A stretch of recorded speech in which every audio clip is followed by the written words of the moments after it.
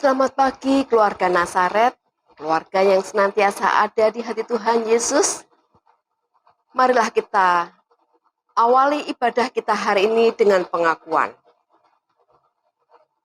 Tuhan yang menciptakan langit dan bumi adalah sumber pertolongan kita. Dan damai sejahtera dari Allah Bapa senantiasa ada pada kita sekalian. Amin. Marilah kita memujikan Kidung Jemaat, ya Tuhan, tiap jam ku memerlukanmu.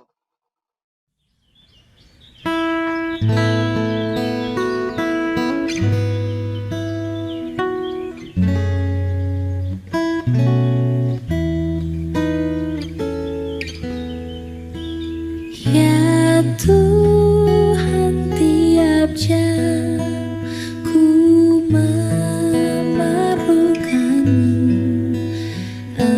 Engkaulah yang memberi sejahtera penuh setiap jam, ya Tuhan. Jika ku perlukan, ku datang, Juru Selamat, berkatilah.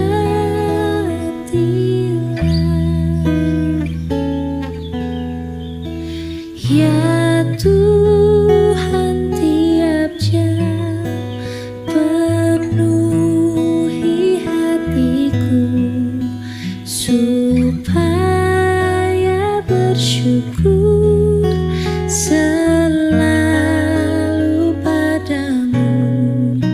Setiap jam, ya Tuhan, jika ku perlukan, ku datang, Juru Selamat, berkatilah.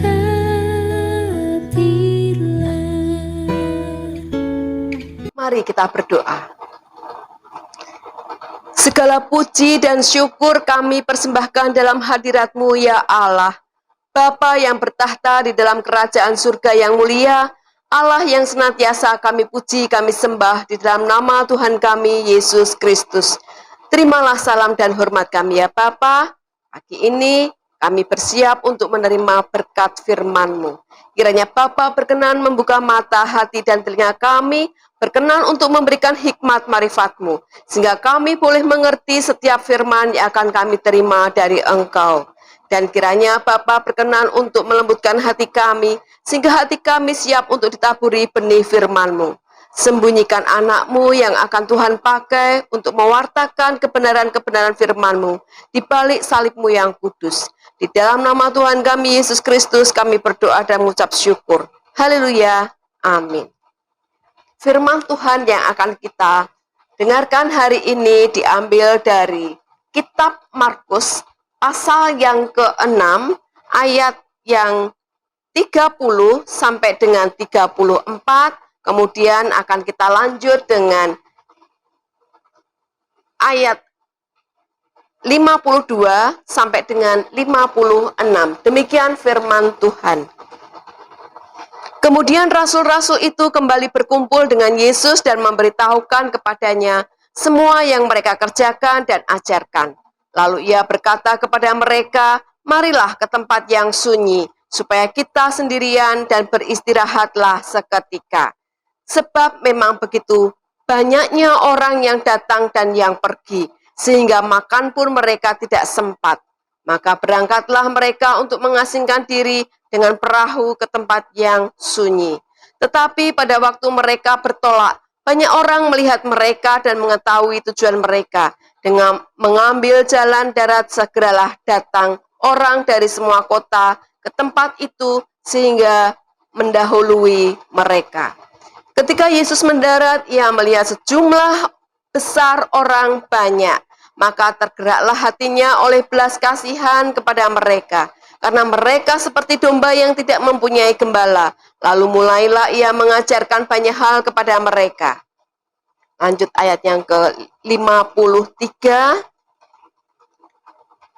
Setibanya di seberang, Yesus dan murid-muridnya mendarat di Genesaret dan berlabuh di situ. Ketika mereka keluar dari perahu, orang segera mengenal Yesus. Maka berlari-larilah mereka ke seluruh daerah itu dan mulai mengusung orang-orang sakit di atas tilamnya kepada Yesus, di mana saja kabarnya ia berada.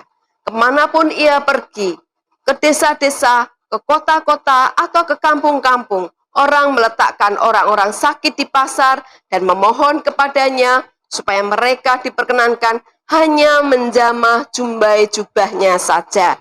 Dan semua orang yang menjamahnya menjadi sembuh. Demikianlah firman Tuhan. Berbahagialah kita yang mendengarkan firman Tuhan, memeliharanya, dan tekun untuk melaksanakannya. Haleluya. Amin.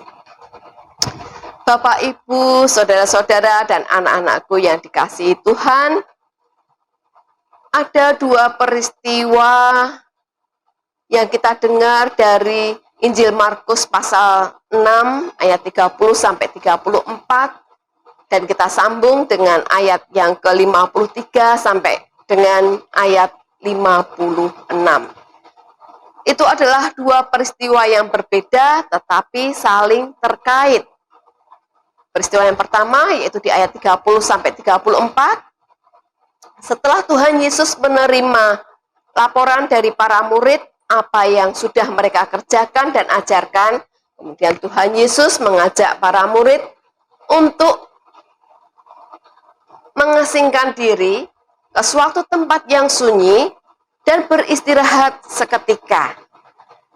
Kemudian peristiwa yang kedua yaitu di ayat yang ke-53 sampai 56, Tuhan Yesus menyembuhkan sakit penyakit di Genesaret. Sebenarnya di antara dua peristiwa itu ada dua peristiwa besar yang terjadi, yaitu di ayat yang ke-5 ayat 35 sampai dengan ayat yang ke-52. Peristiwa yang pertama yaitu Tuhan Yesus memberi makan 5.000 orang lebih yang mengikuti Tuhan Yesus dan mendengarkan ajarannya, dari 5 roti 2 ikan yang ada pada para murid. 5.000 orang laki-laki itu dan juga perempuan-perempuan dan anak-anak yang ada di sana, mereka semua kenyang. Bahkan roti tersisa sebanyak 12 bakul. Mujizat itu nyata. Ini menunjukkan bahwa Tuhan Yesus punya kuasa akan kebutuhan pokok manusia. Dan peristiwa yang kedua yaitu Tuhan Yesus berjalan di atas air. Hal ini menunjuk kepada kuasa Tuhan Yesus akan kekuatan dan kuasa dunia. Jemaat yang dikasihi Tuhan, semua peristiwa yang terbingkai di dalam perikop yang baru saja kita dengar merupakan hal-hal yang senantiasa terjadi di dalam kehidupan setiap manusia di bumi ini.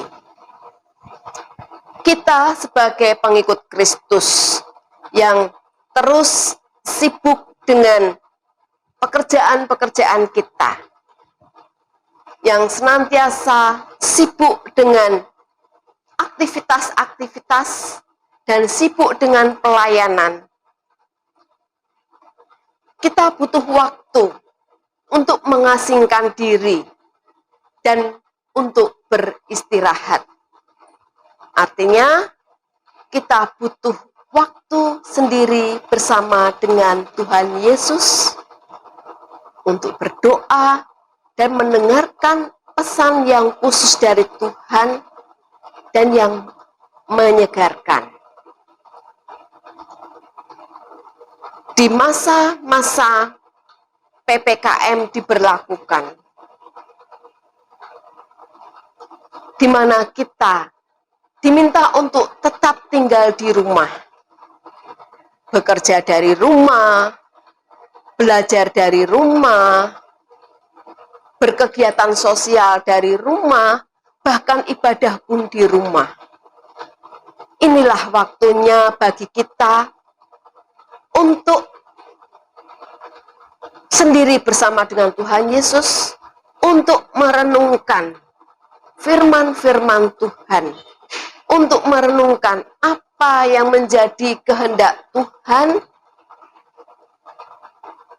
sikap hati apa yang dikehendaki Tuhan di masa-masa pandemi COVID-19 ini. Bapak, Ibu, saudara-saudara yang dikasihi Tuhan,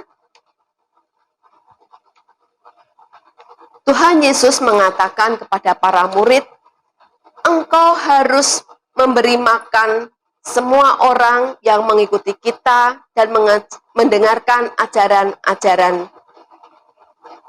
dari Tuhan Yesus.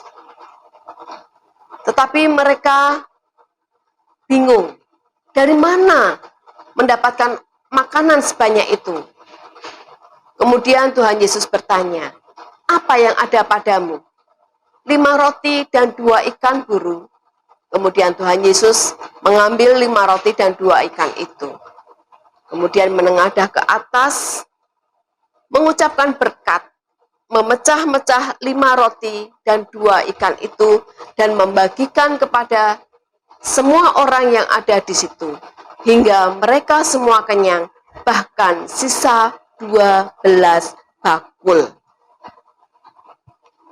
Nah, Bapak, Ibu, saudara yang dikasihi Tuhan, di masa sulit pandemi COVID ini, Tuhan berkehendak kita peduli kepada lingkungan.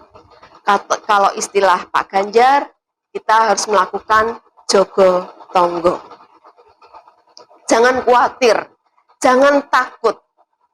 Kalau kita tidak bisa mencukupi kebutuhan keluarga kita dengan berbagi kepada sesama, Tuhan Yesus yang akan memampukan, Tuhan Yesus yang akan mencukupkan 5 roti 2 ikan untuk kebutuhan-kebutuhan keluarga kita dan berbagi kepada semua orang yang membutuhkan.